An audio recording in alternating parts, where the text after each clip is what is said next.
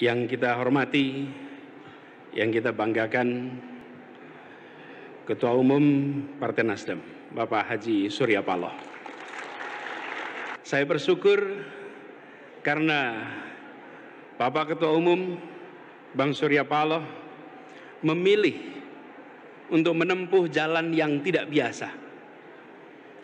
Kalau lewat sebuah perjalanan, ada jalan yang datar, ada jalan yang menurun, dan ada jalan yang mendaki. Mau perjalanan yang nyaman dan enak, pilih jalan yang datar dan menurun. Tapi jalan itu tidak akan pernah mengantarkan kepada puncak manapun. Tapi kalau kita memilih jalan yang mendaki, walaupun suasana gelap bagi semua yang pernah melakukan pendakian gunung, di malam hari pada saat mendaki jalannya naik, kita belum tentu tahu ujungnya di mana, tapi kita tahu bahwa hanya jalan mendaki yang mengantarkan ke puncak-puncak baru. Hanya jalan mendaki. Dan Nasdem memilih untuk mengambil jalan mendaki, dan kita bersama-sama. Saya mendapatkan kehormatan untuk bisa berjalan bersama dalam perjalanan mendaki yang mungkin terjal, yang mungkin belum ada peta rutenya. Tapi perjalanan ini adalah perjalanan yang akan dicatat oleh sejarah di Republik Indonesia.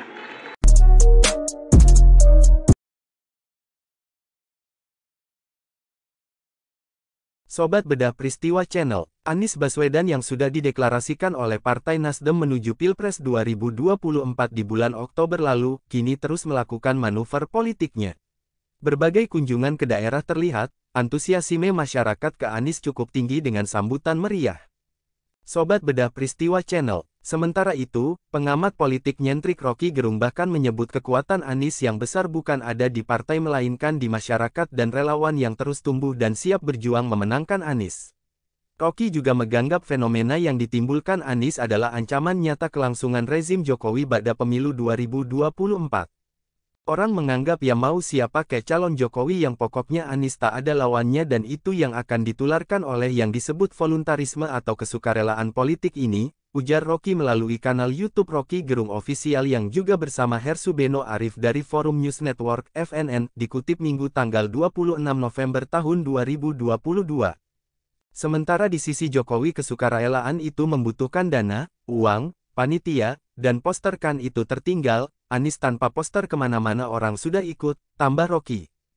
Hal ini Rocky beberkan merespons Jokowi dan kelompok relawannya yang mengadakan pertemuan di Gelora Bung Karno. Menurut Rocky, pertemuan yang dihadiri Jokowi tersebut adalah respons atas makin kuatnya suara perlawanan dari kubu oposisi yang mengarah pada sosok Anies Baswedan. Tetapi begitu Anies beredar ke seluruh Indonesia, cemas lagi istana. Jadi ini reaksi terhadap blusukan Anies yang diterima gegap gempita, tambah Rocky. Menurut Rocky, istana mulai sadar betapa berbahayanya Anies bagi kelangsungan kekuasaan mereka padahal menurut Rocky, Anies baru memulai kunjungannya setelah menuntaskan tugas menjadi Gubernur DKI Jakarta. Faktor relawan Anies yang bahkan datang dari kader-kader partai penguasa juga dinilai Rocky sebagai modal berharga Anies dalam kontestasi Pilpres 2024. Karenanya, Rocky menganggap serangan ke Anies akan terus meningkat seiring dengan dukungan yang terus mengalir ke baca pres Partai Nasdem tersebut. Akan dicari cara supaya Anies dihambat terus, misalnya ditakuti, Anies itu kalau ikut pernita Undang-Undang Dasar asli dia bukan orang Indonesia asli, lalu kita bertanya, siapa orang Indonesia asli? Dari 10.000 tahun lalu kita sudah bercampur di seluruh dunia, ungkapnya. Sobat Bedah Peristiwa Channel, dengan dideklarasikannya Anies Baswedan, partai pengusung Anies dalam hal ini Partai Nasdem kerap mendapat kritikan dari berbagai partai politik yang lain. Hal ini disampaikan oleh Wakil Ketua Umum Partai Nasdem Ahmad Ali mengatakan partainya tidak memiliki masalah dengan Partai Demokrasi Indonesia Perjuangan (PDIP).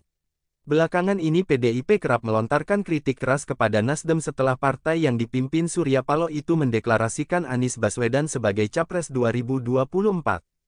Ali berujar partainya tidak pernah bereaksi ketika ada kader PDIP melontarkan kata-kata tidak pantas maupun mengkritik secara terbuka. Sebab, kata dia, keputusan mendeklarasikan Anies sebagai Capres merupakan kedaulatan partainya. Ketika kemudian kita ambil keputusan, apapun itu, kedaulatan partai.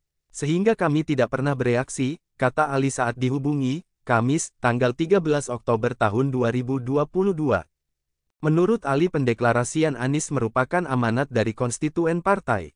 Ia menampik jika deklarasi ini serta-merta diartikan bahwa Partai Nasdem mesti keluar dari koalisi pemerintahan Jokowi.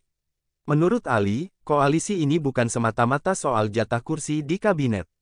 Ada orang bereaksi, berpikir bahwa Nasdem harus keluar, reshuffle. Kalau sebatas urusan kursi, misal dianggap kader Nasdem tidak cakap, ya, ambil saja. Ini bukan melulu soal urusan kursi, tapi soal komitmen, ujar dia. Sebelumnya, sejumlah kritik terhadap Nasdem kerap dilontarkan oleh Sekretaris Jenderal PDIP Hasto Kristianto. Ia menyebut bendera biru bakal robek dari kabinet. Meski tidak spesifik menyebut nama, Hasto mengatakan sindiran itu ditujukan untuk partai yang mendeklarasikan Anies Baswedan sebagai capres. Saat ini, satu-satunya partai yang mendeklarasikan Anies dan memiliki bendera dominan berwarna biru adalah Nasdem. Sebagai partai koalisi pemerintah, Hasto menyayangkan sikap Nasdem. Sebab, capres yang merela usung dinilai memiliki pandangan yang berbeda dengan Presiden Jokowi. Hasto mencontohkan perbedaan pandangan tersebut ihwal rencana pemindahan ibu kota Indonesia ke Kalimantan. Menurutnya, Anies menghendaki ibu kota tetap di DKI Jakarta. Dengan pertimbangan seperti itu, maka partai pengusung Jokowi, seyogyanya jangan sampai kemudian mencalonkan seseorang yang punya pandangan kebijakan berbeda dengan Pak Jokowi. Ini akan kontradiktif, kata Hasto Kristianto.